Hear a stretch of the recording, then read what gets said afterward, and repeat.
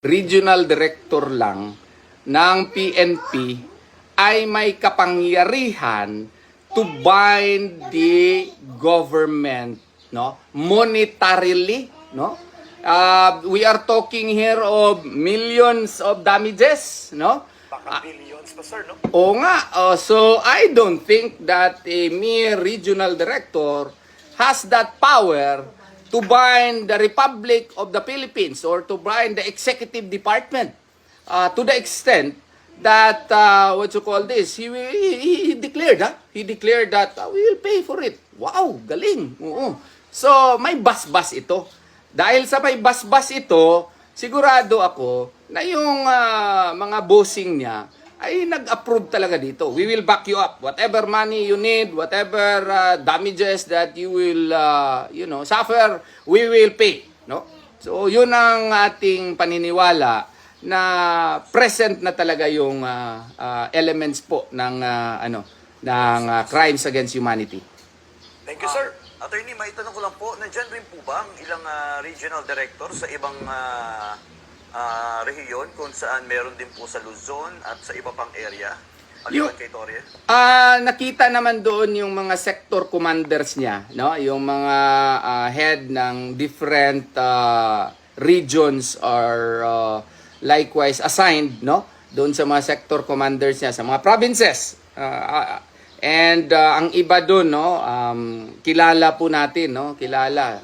Some were even our clients, no? And of course, in the past, no? And ang iba napipilitan lamang na magsunod sa mga utos ng kanilang higher ups, and we understand that.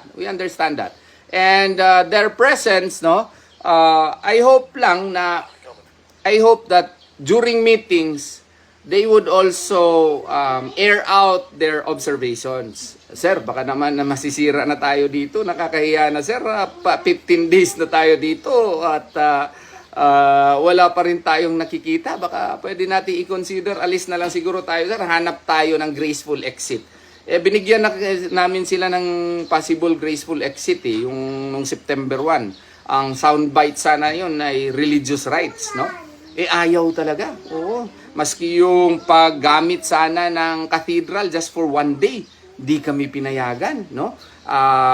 Nagpatulong kami kay Colonel Hansel Marantan. Sir, baka naman po pwede anniversary. Maraming programa. Gustong gamitin po yung cathedral, ayaw talaga, no? That is also a sign, a proof that this is really something else na. This is no longer an implementation of a warrant of arrest. Attorney, sa aking huling katanungan, so unpredictable talaga yung mga operations na ginagawa ng ating kapulisan dyan, kasi marami rin po nagtatanong, hindi siya nagsasabi, kasi bigla na lang magdidig, bigla na lang kung ano-anong gagawin sa cathedral. So, anything na gusto niyang gawin sa loob ng KOJC compound, kaya niya pong i-execute at yun po ba ang ginagawa ni Torre ng walang pag-i-inform at bigla na lang siyang gagawa ng kung anong kanya mapagtripan? Oo. Imagine I think day 11 yun or day 12. Bigla na lang kami, mga 7:30 in the morning,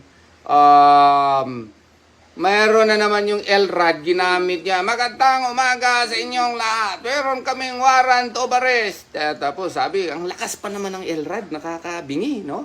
Tapos sabi niya, we will break entry into your gate.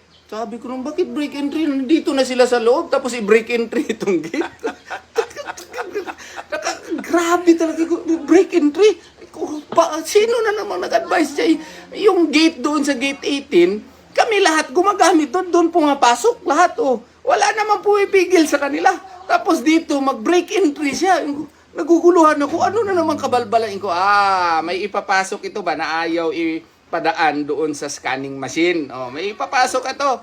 So gumamit ako, nag-request ako kay Attorney Kay Lorente na hindi lang muna ako pupunta dyan. Kaya may tinatapos ako na pleading. Wala na tayong matatapos dito. Kung kung palagi na lang ako nandyan, dito muna ako sa aking lungga at tatapusin ko itong mga pleadings natin. Okay? So, although somebody else is preparing for me, so kailangan kasi na i-finalize yun, na i-finalize ko.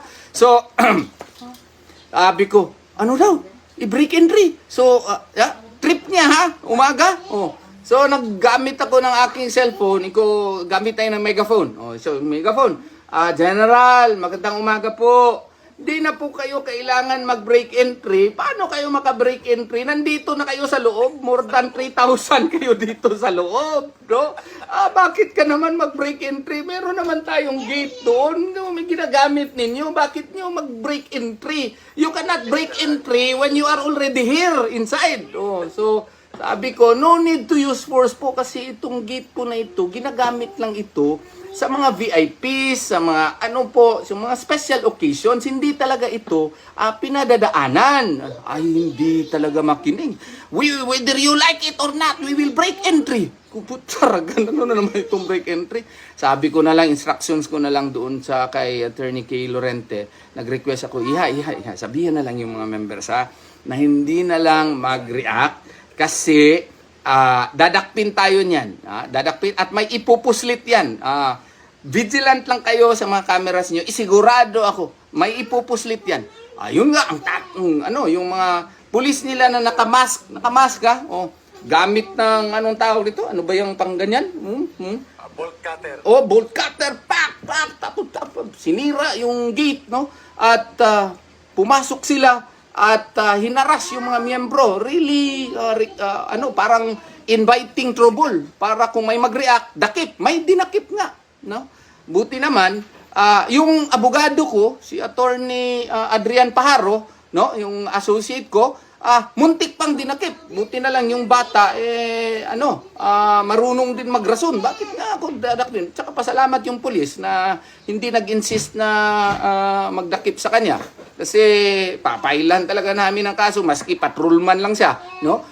Hindi naman nag-insist, no? So, pero that shows, no, na tama ako because less than 5 minutes ka, Eric. Less than 5 minutes. Anong nangyari?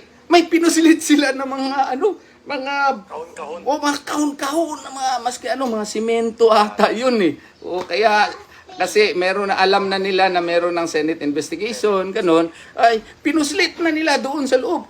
Kung mga loko talaga ito, grabe talaga mag-isip niya. Masyado silang predictable, no? Masyado, wala man lang yung medyo mag-isip ka pa ba, no? Very predictable nga. Very At predictable. talagang nababasa ng taong bayan kasi for 14 days, 15 days na ngayon, paulit-ulit nilang ginagawa ang ganitong karahasan, abuso at iba pa. Attorney, ito po yung huling katanungan namin Pwede ako. I have a little time. Pwede nga tayo, okay lang ako. Sige. hindi po. Baka may aayusin ka pa kasi mga pleadings eh. Ganito, attorney, ang katanungan ngayon ng mga mamamayan, bakit ang ganitong mga kaganapan ngayon sa Davao City, this may not be sounding like political, but it is a correct observation.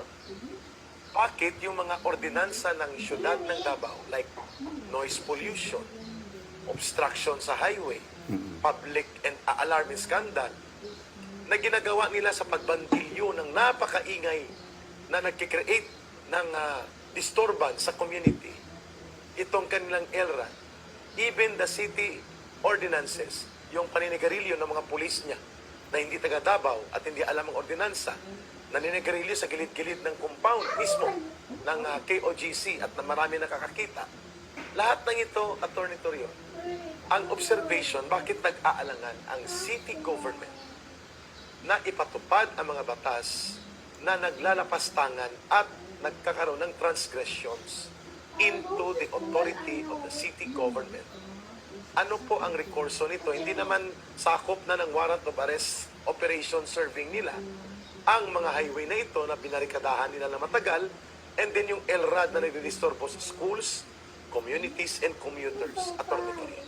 Well, in fairness to the city government of Davao, day one pa lang nagpadala na kaagad sila ng tulong. Pero siguro one reason po dito ka, Eric, how can you police the police? No? When the city ordinance is violated, sino ang tatawagin natin? Police, di ba? So, yung City Government of Davao nagpadala ng directive, no? Formal directive to the police na yung street diyan fronting the the compound is a road, and therefore you have no right to block the same. Ginawa na yan ng City Government of Davao kasi ang mga pulis ginawa nilang parkinganan yung harap ng yung harap ng compound. Ang dami ng mga sasakyan nila diyan. Tapos hindi na pinapadaanan yung daan ng mga motorista, no? So nag-issue na ng directive yung City Government of Davao diyan. Yung mga nagsisigarilyo, no? Ang iba kasi nasa loob ng compound, no? Na grabe yung mga cigarette butts po, nakikita mo na doon sa compound, no?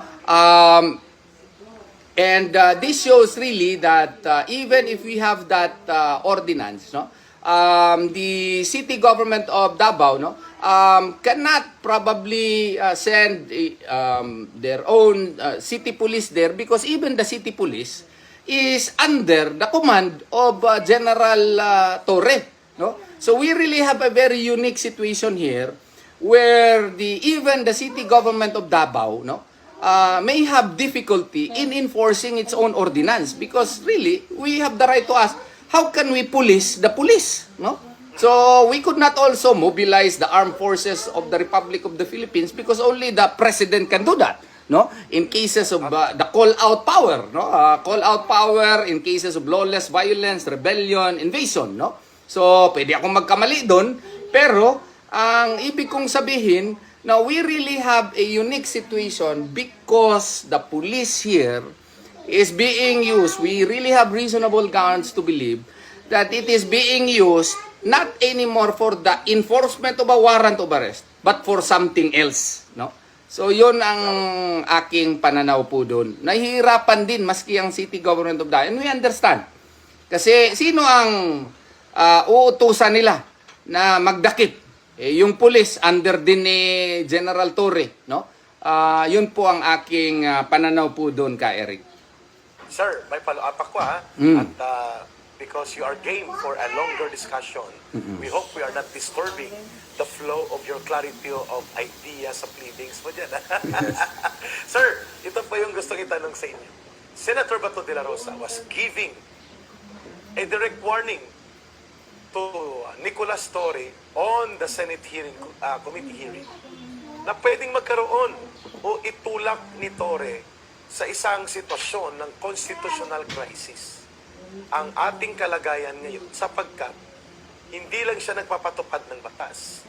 Ini-interpret niya ang batas at sinasakmal at nilalagpasan ang otoridad ng korte.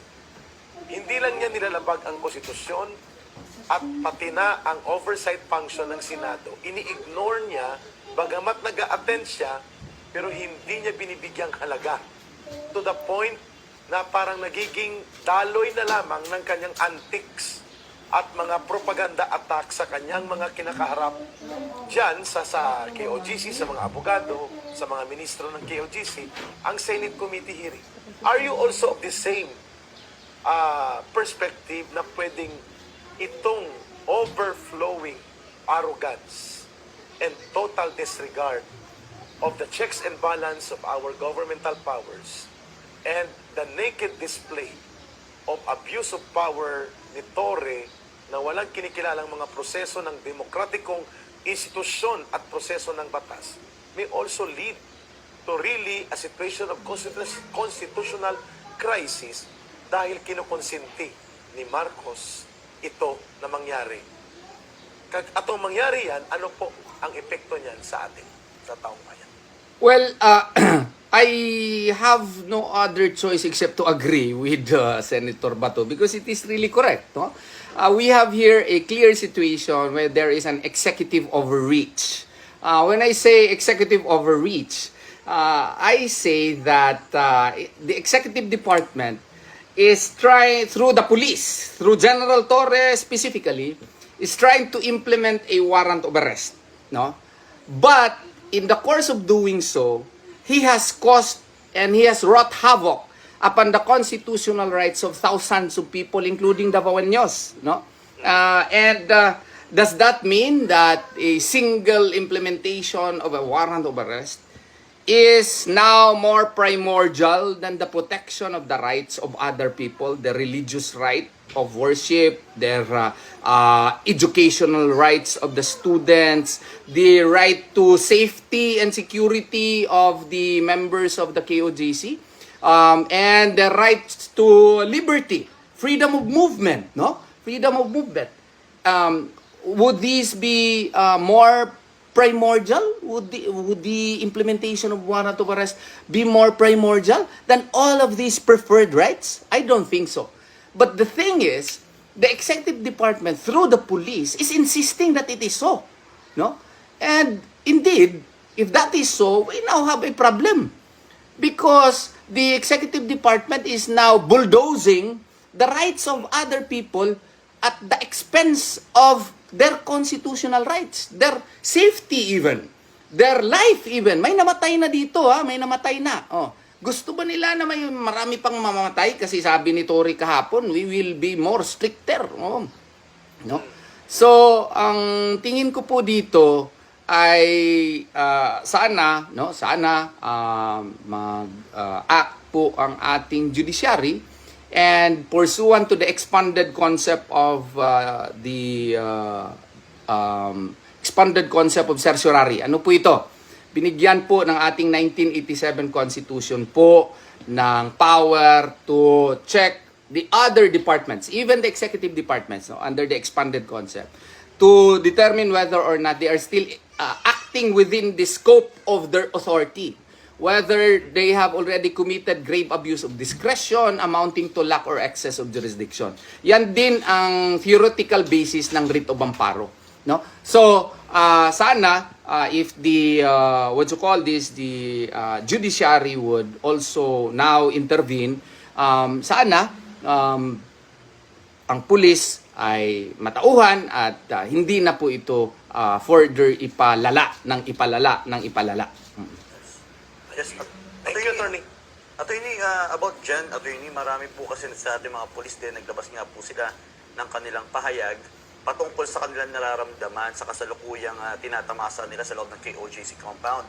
So, Attorney, ano kaya mangyayari sa mga ground commanders na they will not follow orders from Torre because they know that what Torre was given, the orders that was given to them are unlawful? Ano kaya yung chance na kasi alam naman natin, what will guarantee them na still they can still have that profession, they can still have, alam naman natin yung isa sa mga bagay kung bakit nagpapatuloy sila is yung kanilang sahod. What will guarantee them that they can still continue sa kanilang pagiging police bilang isang totoong professional sa kabila ng mga unlawful orders nga na binibigay ni Torre na hindi na sila susunod?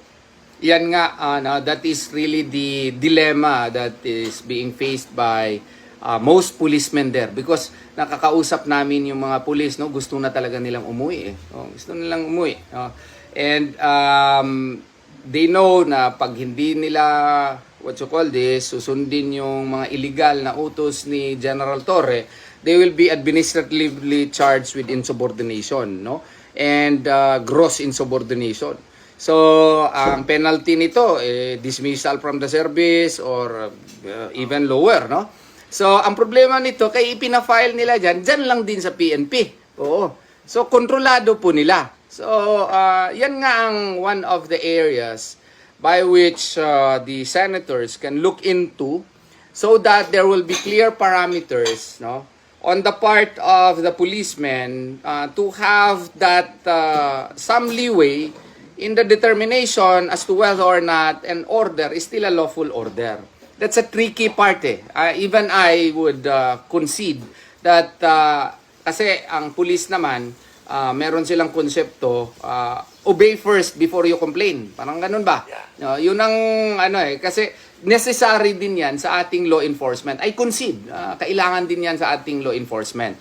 Pero we must be able siguro to be more creative in providing some legal protection in cases like this, no? And as to what will be that, no, I am just a human being. I am not prepared to give you that answer right now, no?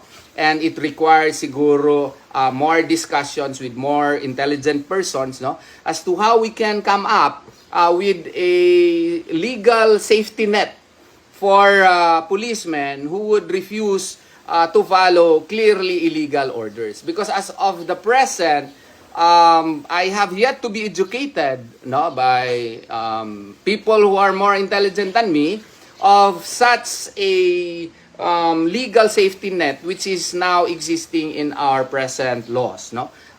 Siguro kung wala pa yun, at saka sa belief ko po wala pa yun, we should have that also. We should provide some space in our rule of law as to provide these policemen, no, such. Kasi ang mangyayari kasi ngayon, kung hindi ka mag-follow, failan ka muna talaga ng kaso. Oo. Dapat meron sanang mga immunity, no? Immunity na hindi sila pa filean kasi lahat ng requisites na nandyan na. Wala pa tayong ganyan eh. Pwede man meron sa merong mga provision ata sa revised penal code pero that refers to judges who will rendering clearly unlawful orders, no? Sa executive department naman, yung mga police na mga superiors, pwede natin file ng grave misconduct. Pero yung yung police, mga subordinates na who are merely following, we do not have yet sets of laws which will provide them immunity from possible suit, no? Siguro it's time for us to study this. Even I could not give you a direct answer today. Yeah, agree ako dyan, attorney, no? Kasi ang purpose ng principle ng obey first before you complain ay ang discipline of execution of order. Yes, At ang yes. presumption yan, yung prinsipyo ng rendimento. It happens also sa armed forces of the Philippines, and that is worldwide, Brother Franco. Okay. Lahat ng nasa uniformed services, security forces, ay sumusunod sa doktrina ng obey first before you complain because that is an execution of command line. Nabubuhay sila sa command eh. So when it happens na may mga abuso sa kapangyarihan at command, ang safety nets na hinahanap natin, yung binabanggit ni Attorney Torion, is a gray area sa ating existing law. Attorney, Sir, narinig kami kahapon. Ay, sir. I have to excuse myself na po. Yeah, go ahead. Sige po. Salamat po.